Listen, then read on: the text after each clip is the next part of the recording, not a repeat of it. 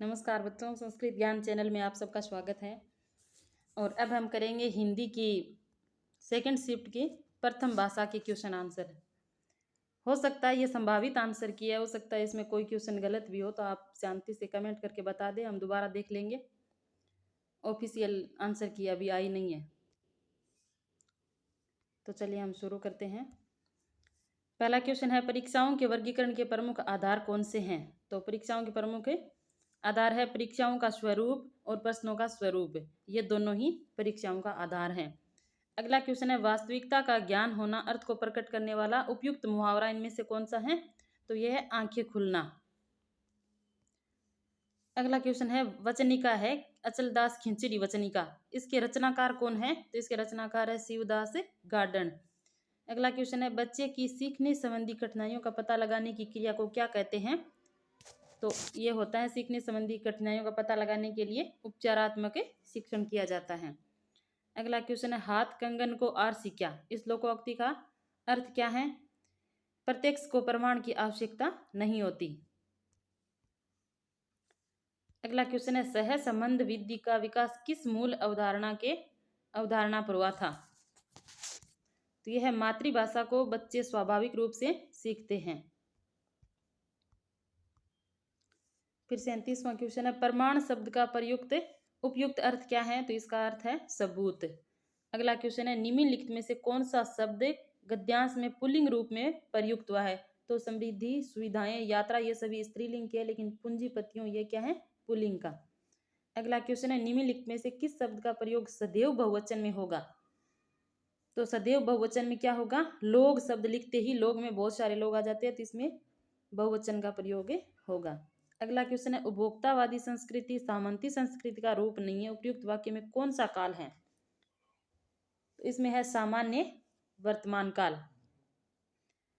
अगला क्वेश्चन है, गद्यांश में प्रयुक्त राजस्थानी शब्द सगड़े का अर्थ क्या है? तो आप कहा नहीं सगड़े, उसमें सर्वत्र शब्द आता है, सभी के लिए आता है। अगला क्वेश्चन है, संस्कृति शब्द का बहुवचन रूप होगा, तो इसका होगा संस्कृतियां। फिर अगला क्वेश्चन है, जिन वाक्यों में एक मुख्य उपवाक्य तथा एक से अधिक आश्रित उपवाक्य होते हैं उन्हें क्या कहते हैं? तो उन्हें कहते हैं मिश्र वाक्य। फिर अगला क्वेश्चन है, व्यष्टि शिक्षण और सामूहिक शिक्षण में समन्वय करने और भाषा सीखने में बच्चों की क्रियाशीलता बढ़ाने का सफल प्रयास है। तो इसमें होगा भाषा प्रयोगशाला। अगला शब्द है, राजस्थानी शब्द सोगरा का हिंदी रूप क्या है? तो इसमें होगा बाजरे की रोटी। अगला क्वेश्चन है, विद्यालय में हुए छात्रों के व्यवहार परिवर्तन के संबंध में प्रदत्तों के संकलन तथा उनकी व्याख्या करने की प्रक्रिया को मूल्यांकन कहते हैं। यह परिभाषा किसके द्वारा दी गई? तो ये आप कमेंट में बताना कि किसके द्वारा दी गई।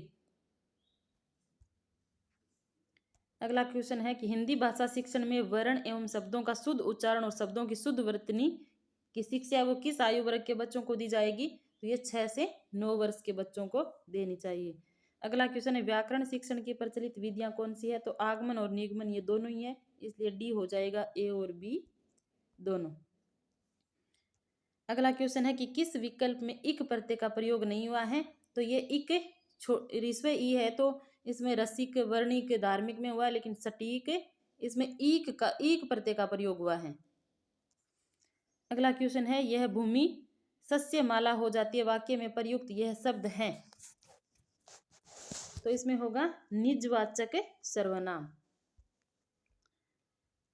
फिर अगला क्वेश्चन है, कृपा शब्द है, ये क्या है? कृपा शब्द, तो ये एक संज्ञा है। अगला क्वेश्चन है, मुक्ति पाने का इच्छुक वाक्यांश के लिए उपयुक्त शब्द क्या है? तो इसमें होगा मुमुक्षु। फिर अगला क्वेश्चन है, फल फूलों में समास है, यानी फल और फूल, तो इसमें होगा द्वंद्व समास। अगला क्वेश्चन है, यद्यपि भारतीय मनीषी जंगल में रहना पसंद करते थे तथापि वे लोक व्यवहारों से भी प्रचलित थे।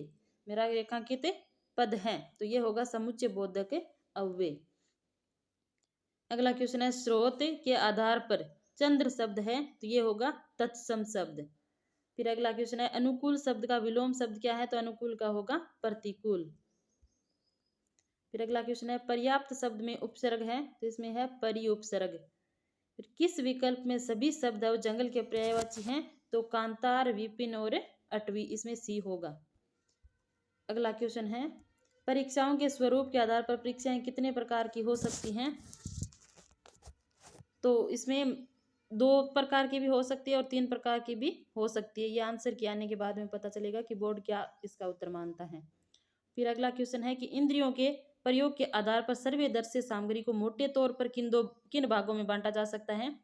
मोटे तौर पर इनको 2 भागों में बांटा जा सकता है, यानी सर्वे और दर्श्य सामग्री। लेकिन अगर 3 प्रकार से देखें तो सर्वे दर्श्य और दर्श्य सर्वे सामग्री भी हो सकती है। तो इसलिए इसमें सी भी हो सकता है, लेकिन सही आंसर इसका लगभग बी हो रहा है। तो इसलिए हमारी ये 30 क्वेश्चन समाप्त होते हैं और आप कमेंट करके बताइए कि आपके कितने % सही हो रहे हैं। फिर हमें सेकंड भाषा के क्वेश्चन आंसर करेंगे।